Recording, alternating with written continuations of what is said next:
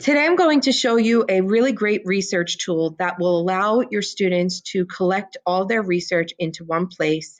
They can tag it and organize it in any fashion they please, and they can also use it to annotate websites and articles that they find and keep them without the fear of losing their annotations. And that tool is both a web-based program and a Google extension called Scribble. You can start by going to scribble.com, and when you do, you'll be able to sign up for their service. You can also use this webpage to watch videos on how Scribble works. Once I sign up for Scribble, I'm asked if I'm an educator and what type of school I'm in. And then it allows me to sign in with Gmail or with my Google account. Once you have Scribble, you'll notice that Scribble will put a toolbar at the top of your screen. So you can always access Scribble using this very simple toolbar in the top right-hand corner. But this is the general look of the Scribble website. This website takes you directly to your library, where eventually any sources that you find on the internet will be placed in this one area. So, for example, say I'm doing a research paper on the Rwandan genocide. I can do what every student does and just Google the Rwandan genocide.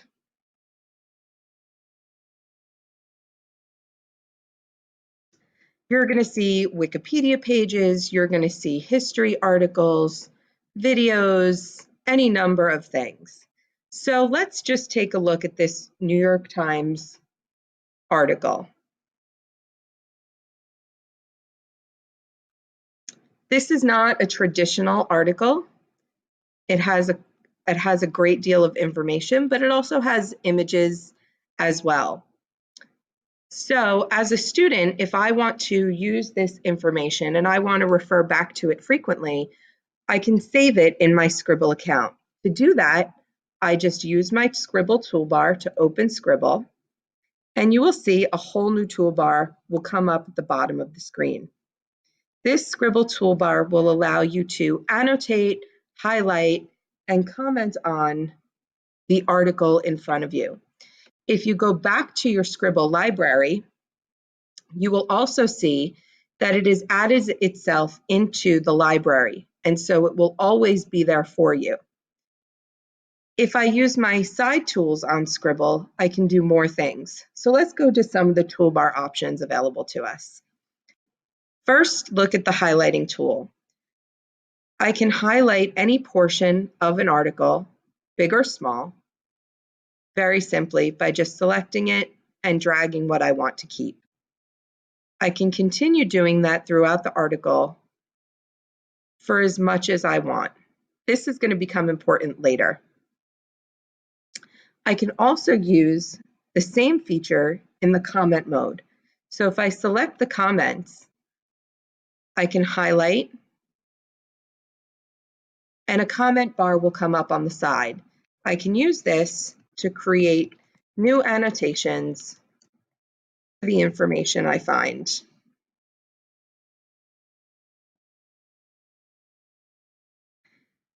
Now, anytime I go to this website, no matter what computer I'm on, if I open Scribble, I will be able to see my annotations and my highlights for further use. If I go back to my Scribble library, again, it is still available to me there, but there's more. On these side tools, you can continue to do more things. You can toggle through your comments. You can add collaborators to your article. So if students are working on their work together, they can collaborate on the article and make comments together. And they can tag as well. So say, for example, I wanted to tag this article as Rwanda. This is really important because if I'm then going to use my library for multiple classes or do research on multiple projects at one time, all of my Rwandan articles can be kept together with this tag. So anytime I click the tag icon on the left, only my Rwandan articles will come up.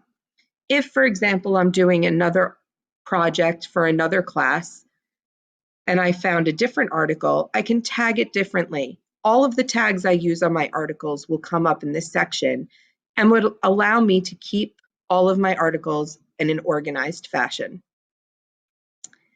These are the basic features of the Scrible website library, but Scrible takes this one step further. If I'm in a Google Doc, I can also use those same features of Scribble in a more advanced way. Once I have a clean new document open, I can go to add-ons, and typically I would get the add-on Scribble Writer, but I already have it. If you don't, just go to Get Add-ons and search for Scribble Writer. Once you have it, you can start Scribble Writer, and a sidebar will come up. The Scribble Writer bar will show you all the articles listed for you in your library. Here is the article that I was just looking at, Portraits of Reconciliation.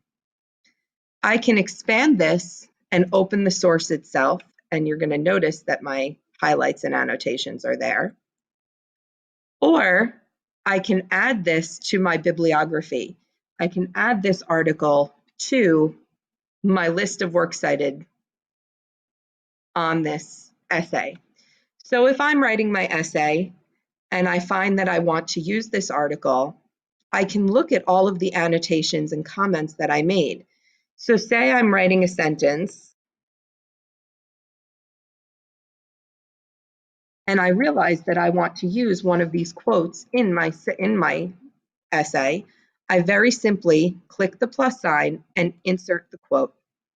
Not only will Scribble directly put the quote in for you, but it will also cite the quote. You will notice that Scribble, if you scroll down, has also created a works cited page for me and has properly formatted my works cited for this article in MLA style. In the bibliography section, I can change the style of my citation if need be. I can also see this citation in the article itself in the citation tool.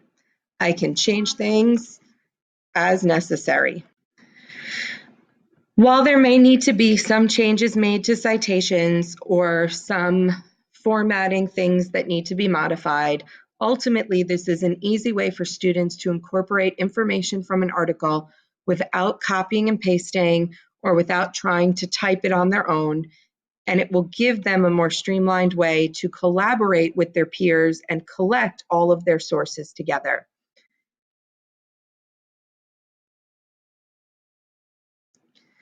In that library, Scribble will organize their web pages, their bookmarks. They can add documents. They can upload PDF files. It's not just about websites. They can put videos. They can put any kind of document that they can find both on their computer and on the internet into one place. Doing so will allow them to keep their research neat and organized because, again, they can tag everything they do with the individual tags for that assignment. So I hope that this helps create a new organized research tool for your students.